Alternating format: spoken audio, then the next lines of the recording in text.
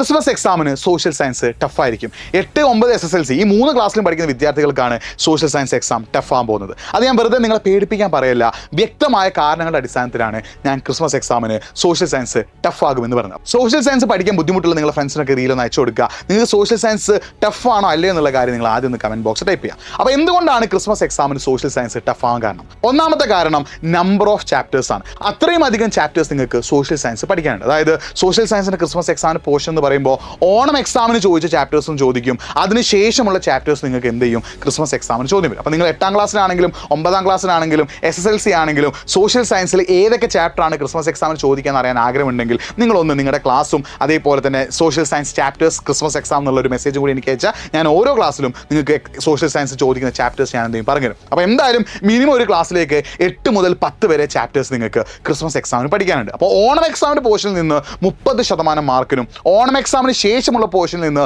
70% മാർക്കിനുമാണ് നിങ്ങൾക്ക് ക്രിസ്മസ് എക്സാമിന് ചോദിക്കുക. അപ്പോൾ ചുരുക്കി പറഞ്ഞാൽ SSLCയുടെ കാര്യം എടുക്കുകയാണെങ്കിൽ 13ഓളം ചാപ്റ്റേഴ്സ് നിങ്ങൾക്ക് എന്ത് ചെയ്യാനുണ്ട്, ക്രിസ്മസ് എക്സാമിന് പഠിക്കാനുണ്ട്. അപ്പോൾ ഇത്രയും ചാപ്റ്റേഴ്സ് നിങ്ങൾക്ക് പഠിക്കാനുണ്ടായതുകൊണ്ട് തന്നെ ഇത്രയും അധികം കണ്ടന്റ് നിങ്ങൾക്ക് എന്ത് ചെയ്യാനുണ്ടോ, പഠിക്കാനുണ്ടോ. അത് ഇപ്പോഴും നിങ്ങൾ പഠിച്ചു തുടങ്ങിയിട്ടില്ല, ഇപ്പോഴും നിങ്ങൾ ആ ട്രാക്കിലേക്ക് എത്തിയിട്ടില്ല. അതുകൊണ്ടാണ് ഞാൻ പറഞ്ഞത് നിങ്ങൾക്ക് ക്രിസ്മസ് എക്സാം ടഫ് ആവാൻ ചാൻസ് ഉണ്ട് എന്ന്. രണ്ടാമത്തെ കാരണം നിങ്ങൾ പ്രോപ്പറായിട്ട് റിവിഷൻ നടത്തുന്നില്ല, ആക്റ്റീവ് റീകോളും ചെയ്യുന്നില്ല. ഈ 2 കാര്യങ്ങൾ ചെയ്യാത്തടത്തോളം കാലം നിങ്ങൾക്ക് ക്രിസ്മസ് എക്സാം മാത്രമല്ല എല്ലാ എക്സാമിനും സോഷ്യൽ സയൻസ് ടഫായിരിക്കും. അപ്പോൾ എന്താണ് ആക്റ്റീവ് റീകോൾ എന്നുള്ളൊരു വീഡിയോ നമ്മൾ വേറെ ചെയ്യും. ആ വീഡിയോ ചെയ്യാൻ നിങ്ങൾക്ക് ആഗ്രഹം ഉണ്ടെങ്കിൽ കമൻറ്റ് ബോക്സിൽ നിങ്ങൾ ആക്റ്റീവ് റീകോൾ വീഡിയോ വേണം എന്നുള്ളൊരു കാര്യം കൂടി നിങ്ങൾ കമൻറ്റ് ചെയ്യുക. അപ്പോൾ നിങ്ങൾ പ്രോപ്പറായിട്ട് റിവൈസ് ചെയ്യാത്തതും ആക്റ്റീവ് റീകോൾ നടത്താത്തതും അത്രയും അധികം ചാപ്റ്റേഴ്സ് നിങ്ങൾക്ക് ക്രിസ്മസ് എക്സാമിന് പഠിക്കാനുണ്ട്, അതൊന്നും പഠിച്ചു തുടങ്ങാത്തതുമാണ് നിങ്ങൾക്ക് ക്രിസ്മസ് എക്സാമിന് സോഷ്യൽ സയൻസ് ടഫ് ആകുമെന്ന് പറയാൻ കാരണം. പക്ഷേ നിങ്ങൾ എഫേർട്ട് ഇട്ട് പഠിക്കാൻ തയ്യാറാണ്, നല്ല രീതിയിൽ പഠിക്കാൻ നിങ്ങൾ തയ്യാറാണ്, കറക്റ്റ് പ്ലാനോട് കൂടി നിങ്ങൾ പഠിക്കാൻ തയ്യാറാണെങ്കിൽ നിങ്ങൾക്ക് ഒരിക്കലും സോഷ്യൽ സയൻസ് ടഫ് ആവില്ല. അപ്പോൾ നിങ്ങൾ ക്രിസ്മസ് എക്സാമിന് സോഷ്യൽ സയൻസിൽ ഓരോ ക്ലാസ്സിലും ഏതൊക്കെ ചാപ്റ്റേഴ്സാണ്